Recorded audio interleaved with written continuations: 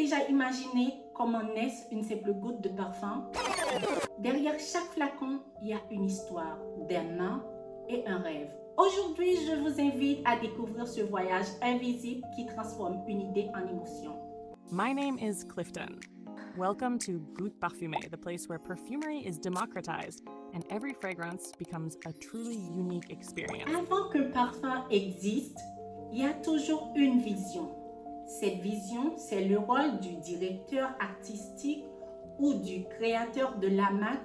C'est lui qui imagine l'univers, quelle histoire raconter, quelle émotion transmettre.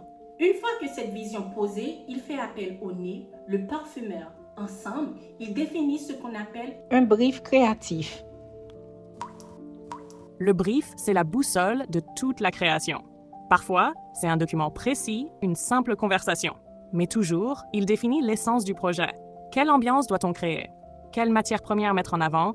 À quel public s'adresse ce parfum? Sans ce brief, le parfumeur ne peut pas traduire l'idée en odeur. C'est un peu comme une partition que le musicien doit ensuite interpréter. Nous voulons un parfum qui évoque la chaleur d'un coucher de soleil sur une plage caribéenne. Une fragrance sensuelle, enveloppante, mais jamais trop lourde. L'idée d'offrir une caresse olfactive qui réconforte et une aura qui séduit.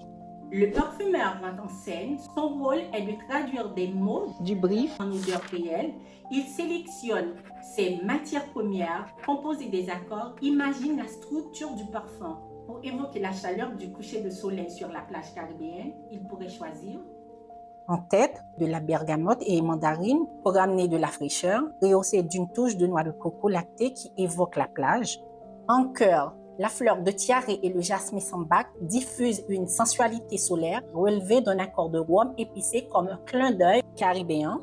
En note de fond, la douceur caressante de la vanille de Madagascar entrelacée à la fève tonka, au patchouli ambré et au musc blanc pour un sillage enveloppant mais jamais trop lourd.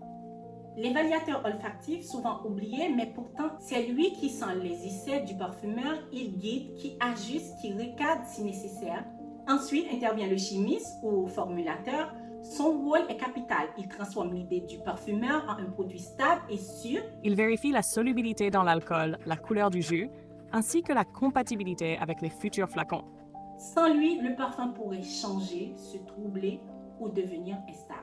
Les techniciens de laboratoire, c'est eux qui préparent les échantillons, qui dosent les matières premières avec précision, qui suivent les protocoles des pesées. Ils soutiennent le nez au quotidien. Avant qu'un parfum puisse vraiment exister, il doit passer par l'œil vigilant du responsable réglementaire. Il assure que la formule respecte les règles nationales et internationales, que chaque ingrédient est autorisé et utilisé dans les bonnes proportions. Il y a le chasseur des trésors, le spécialiste des sorcelleries. Il parcourt le monde pour trouver les meilleures huiles essentielles, les absolus les plus purs ou encore des molécules de synthèse innovantes. Il doit garantir leur qualité, leur traçabilité, mais aussi leur prix. Un parfum ne se décide pas en quelques jours.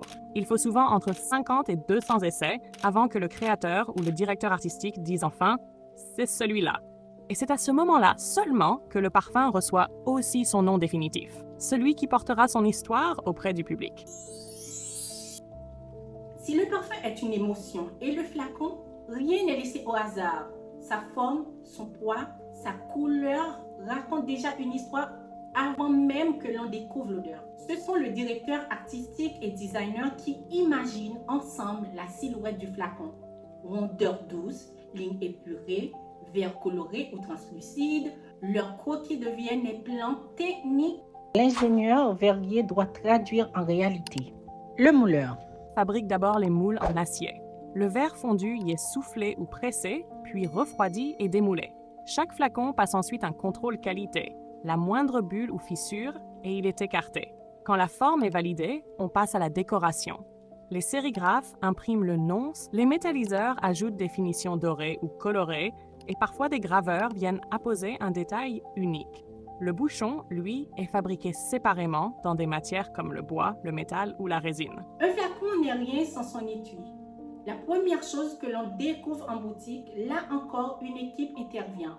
Le graphique conçoit le design visuel, choisit les couleurs, la typographie, la dorure.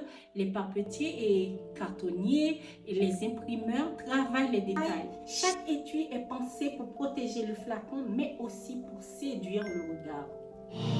Après le laboratoire et la création du flacon, le parfum passe à la production. Les responsables logistiques reçoivent l'alcool, l'eau déminéralisée et le concentré de parfum, vérifiés par le contrôle de qualité. Les opérateurs mélangent le tout dans le grand cuve en inox sous la supervision, bien sûr, des techniciens et responsables d'hygiène. Vient la macération. Le parfum repose plusieurs semaines pour que les notes s'harmonisent. Les prélèvements réguliers suivent son évolution, puis il est refroidi, filtré et clarifié. Voici la formule de base. Il faut d'abord 200 g du concentré, la composition imaginée par le parfumeur. On y ajoute environ 780 g d'alcool pur à 96 degrés, puis une petite quantité d'eau déminéralisée pour adoucir la formule. Parfois, un co-solvant est utilisé, seulement 2 à 5 g, pour aider certaines matières comme la noix de coco ou la vanille à se dissoudre parfaitement. Et enfin, une trace d'antioxydants comme le BHT qui va protéger le parfum dans le temps.